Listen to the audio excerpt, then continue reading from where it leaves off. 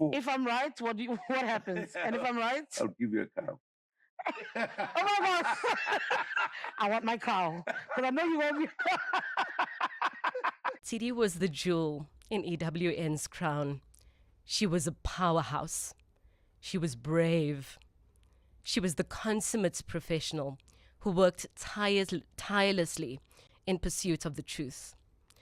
She led by example, mentoring and training many young political journalists. She formed a formidable politics team, which she was so proud of, and delivered one exclusive after the next with absolute humility and professionalism.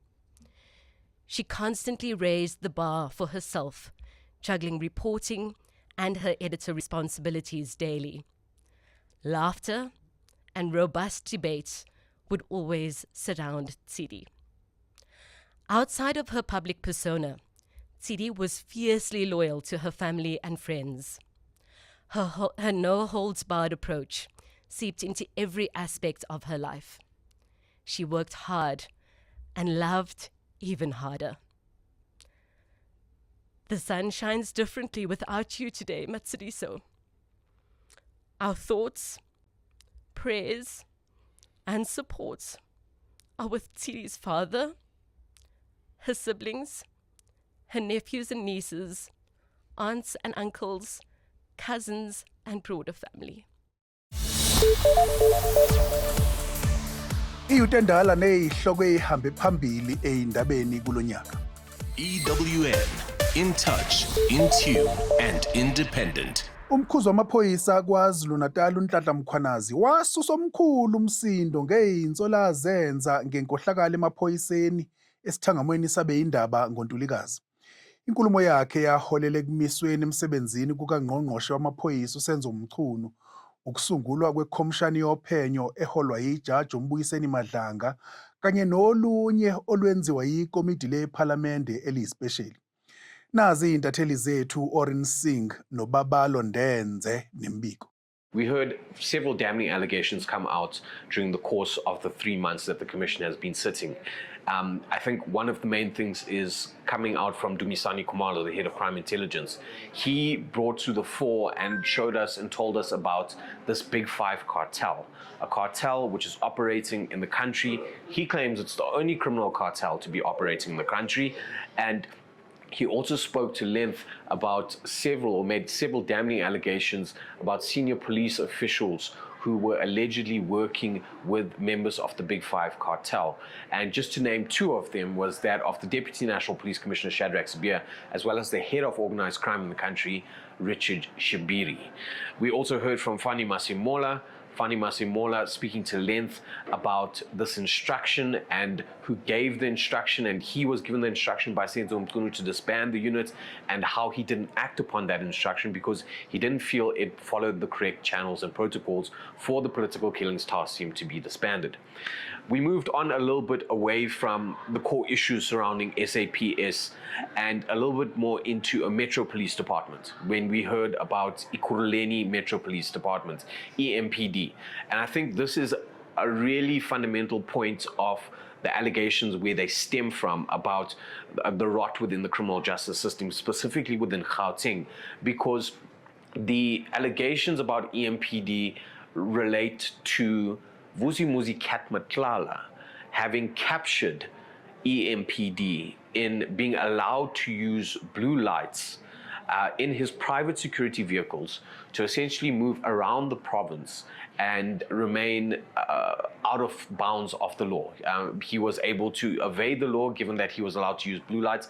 Those are at least the allegations that have been furnished to the commission, in that Vusimuzi Katmatlala had entered into this unlawful contract with EMPD, and the then Director of Specialized Services, Julius Mkhonazi, had fraudulently approved or signed off on this MOU between Vusimuzi Katmatlala and EMPD, which was fundamentally flawed and was essentially unlawful. Probably the most outlandish claims and allegations to come out of the commission this year so far, that KZN Provincial Commissioner Nhlanhla Mkhwanazi works for the CIA, but not only him, the Zulu King as well. Mrs. Zulu Kwazi. He claims they're working for the CIA in America and have been working for the CIA for a long time. Those allegations obviously not substantiated or corroborated by any sort of proof, and I think the one thing that was flawed with Brown Mokhotzi's testimony is that he didn't provide that much proof in terms of the allegations that he was putting out there. For Eyewitness News, I'm Aronson. Mkhwanazi, during his lengthy submission, also touched on the PKTT and the 121 case dockets that were allegedly moved from Durban to Pretoria by the likes of Shadrack Sibiya. But Sibiya denied these allegations during his appearance before the committee. Sibiya appeared after Mkhwanazi, where he also defended the decision by Senzo Meyiwa to disband the PKTT, saying that the PKTT was spending money irregularly and also should have benefited the entire country and should have been absorbed into serious and violent crime. Now, Minister Senzo Meyiwa, who is one of the main witnesses before the hearings and the ad hoc committee, appeared shortly after Sibiya, where he also defended his decision and his directive on New Year's Eve last year, saying that it was a political decision and he was empowered by the Constitution to take that decision to disband the Political Killings Task Team. He also tried to justify his decision to disband the PKTT without informing senior police officials like Fanima Semola, the National Police Commissioner, as well as Nhlanhla Mkhwanazi, the KZN Police Commissioner, and the head of Crime Intelligence, Dumisani Khumalo, who is the project manager for the PKTT. Following the conclusion of Vusimuzi kaMadlanga's evidence at the Hoshimambura Correctional Facility in Pretoria, the committee will look at further witnesses like the likes of Robert McBride, the former head of IPID, as well as Paul O'Sullivan, forensic investigator who was accused of interfering in police operations by both members of the committee and also by certain witnesses who gave evidence before the committee. The committee will then move to conclude its business by the end of February and is expected to maybe call again further witnesses like Nhlanhla Mkhwanazi, the first witness, to come further substantiate some of the submissions made by people that he implicated in his evidence in chief. Babalo Ndenze, Eyewitness News in Parliament. Kube matasatasa bona seyinkantolo kulonyaka. Aqhubekile ama-usual suspects elikaSenzo Meyiwa kanye nelikaJacob Zuma nenkampani yezikhali Thales. It's been more than 3 years since the Senzo Meyiwa trial first entered the High Court for trial. In 2025, the matter's still not wrapped up. It's been another year of drama and twists and turns.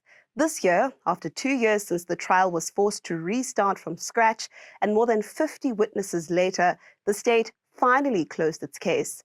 This is after hearing testimony from some people who were in the house when Meyiwa was killed, police officers who processed the scene and conducted ballistic testing, and witnesses who linked the 5 accused to the murder. But then it was the defense's turn to open its case. So far, the defense has called 3 witnesses, including Absalom Zungu, the father of the state's key witness, Constable Sizwe Zungu. According to the state, Zungu Sr. made a statement that led to their breakthrough and would ultimately lead to the arrests of the 5 accused. But during his testimony, he distanced himself from the statement, attributing it to the investigating officer, Brigadier Bongani Kinenda, saying it's full of criminality. He claims the police told him what to say. And if that was not enough to have your eyebrows raised, police confirmed that they're investigating a case of conspiracy to commit murder. It was established that on one of the days in December, police learned that a group of men attending proceedings in the Pretoria High Court were planning to assassinate key figures in the trial, including Judge Ratha Mokgoatlheng and the prosecutors. When the matter resumes next year, the defense is expected to continue with its case. But before then, the court must make a ruling on whether the state can cross-examine Gwabini Zungu, a key defense witness, on a statement that he's also denied making. Khomzo Modise, Eyewitness News. Ikhukhula ezimbi ezahlasele Eastern Cape ngoNhlangulana zadala omkhulu umonakalo kakhulukazi endaweni yaseMthatha. Okungenani bayi-102 abantu abashona kubandakanya nezingane zesikole eziyi-13 ezakhukhuliseka nekhumbi ezaziyigibele. Iningi lemizi yakhiwe ogwini lomfula uMthatha lacekeleka phansi. INingizimu Afrika isingathe umhlangano wabaholi bomhlaba bomfelandawonye wezomnotho wamazwe i-G20 la eGoli ngenyanga edlule.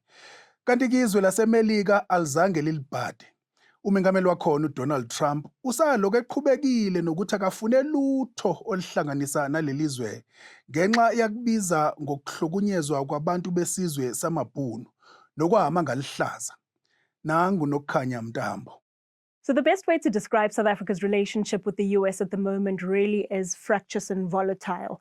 And this is even despite South Africa's best efforts. The relationship is ending the year off, quite frankly, the same way it started out when President Cyril Ramaphosa and his delegation went to Washington with the sole purpose of resetting the bilateral ties. But it became quite evident, and you remember this from the images from the White House, when President Donald Trump pulled out his projector and dimmed the lights, that the two countries really weren't on the same page and were barely singing from the same hymn book. Fast track to where we are now. The US is still running the false narrative of a white genocide in South Africa. We haven't secured a better deal or a trade deal, and AGOA is still on the line. It expired in September. We may very well be excluded from the 1 year or 2 year extension. And we've actually even been closed out of the G20 talks under the US presidency. There was the first meeting in December. We weren't part of it. But we did manage to secure a leaders' declaration under the South African presidency at the G20 Leaders Summit, which was hosted in Joburg. And in the process, really more than anything, positioned ourselves as credible and reliable on the global stage. We're, of course, taking a short break, as some may call it, from the G20 this coming year during the US presidency. But overall, how a lot of experts have described the year for South Africa and the ties with the US is a good diplomatic exercise. What happens in the next year and how much more pressure US President Donald Trump can apply on South Africa is yet to be seen. Nokukhanya Mtambo, Eyewitness News.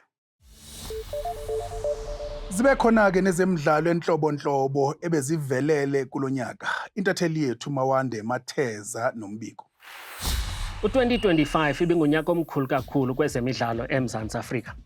iBafana Bafana izibikele indawo kwiFIFA World Cup yangonyaka ozayo, apho eli qela liza kudlala okokuqala ukusukela oko le tumente yabanjelwa apha ekhaya ngo-2010.